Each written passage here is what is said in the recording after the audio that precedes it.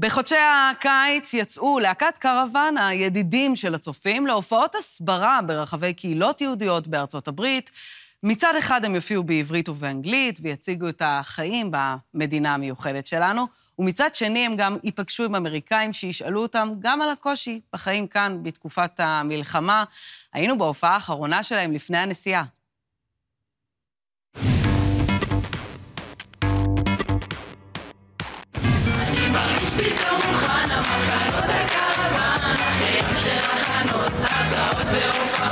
הקרוון זה בעצם פרויקט של תנועת הצופים שמתקיים כבר מעל ל-50 שנה ומביא להקות של תלמידים מכיתה י"א לארצות הברית להופיע לקהילות, בבתי כנסת, במחנות קיץ, בבתי ספר, והמטרה של הפרויקט הזה היא באמת לחבר את הקהילה היהודית בתפוצות בארצות הברית במיוחד למדינת ישראל דרך שירים וכל מיני סיפורים.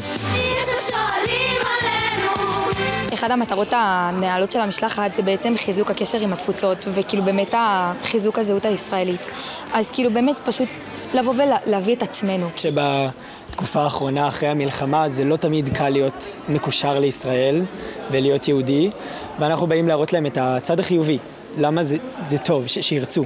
למעשה, קרוון הידידות זאת שליחות. אנחנו נוסעים לארצות הברית ל3 חודשים, לעבור מקהילה לקהילה, לחבר אותם לארץ. מתחיל ממופע וממשיך לגמרי לשליחות שלמה, בין אם זה הפעלות או שיחות, או להיות בתוך משפחות מערכות. מה כוללת ההופעה שלך? המופע כולל שירים שמדברים על ישראל, שירים ישראלים, גם שירים אמריקאים. כל המופע הוא סביב נושא אחד, הגיבורים שלנו. אנחנו באים להראות לכם מי הגיבורים שלנו, לשמוע גם מה הגיבורים שלהם, וביחד באמת להראות את הסיפור שלנו. יש השואלים עלינו, איך הם כבר לא שואלים.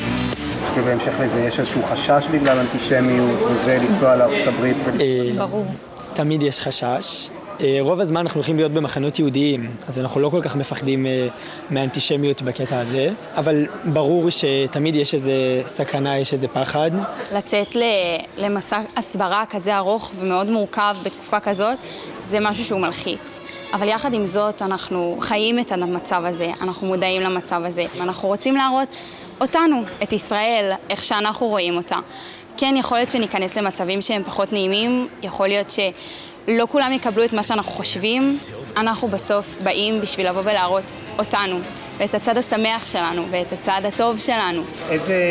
תיתנו איזשהו מקום למלחמה, למה שקורה בישראל? בעיקרון האמריקאים מאוד מגוננים על הילדים שלהם, אז יש גבול לדברים שאנחנו יכולים להגיד לילדים קטנים. אנחנו טסים עם סמל החטופים, ואנחנו באמת מתכננים לדבר על המלחמה כי היא קיימת ברמות שונות, זה תלוי בגילאים, אבל זה חלק בלתי נפרד מלהיות ישראלים. כל שנה לקרוונים יש שמות, והשנה קרוונים שלנו, קרוון ארז וקרוון דן, קרויים על שמות קיבוצים שנפגעו ב7 באוקטובר, קיבוץ ארז וקיבוץ דן.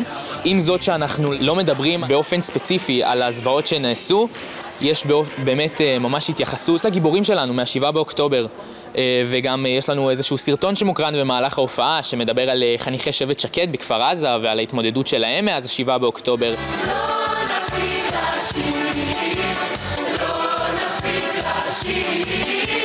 אני חושבת שהרוח הישראלית שאנחנו מביאים איתנו זה האחדות, החברות. אנחנו באים, גם אם לא תמיד הכל ורוד והכל נוצץ, אנחנו שם אחד בשביל השני. אנחנו טסים 2 קבוצות של 10 ילדים, אנחנו מאוד שם אחד בשביל השני כל הזמן, גם בטוב וגם ברע.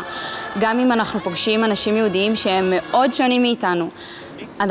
הרוח הישראלית הכי גדולה והכי חשובה שאנחנו מביאים איתנו, לדעתי, זה האחדות שלנו והחברות שלנו שהיא אמיתית והיא טהורה בכל רחבי העולם.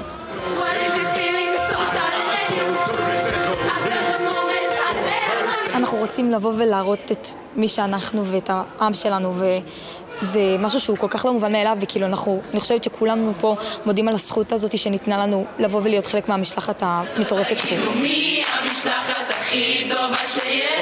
משלחת 2025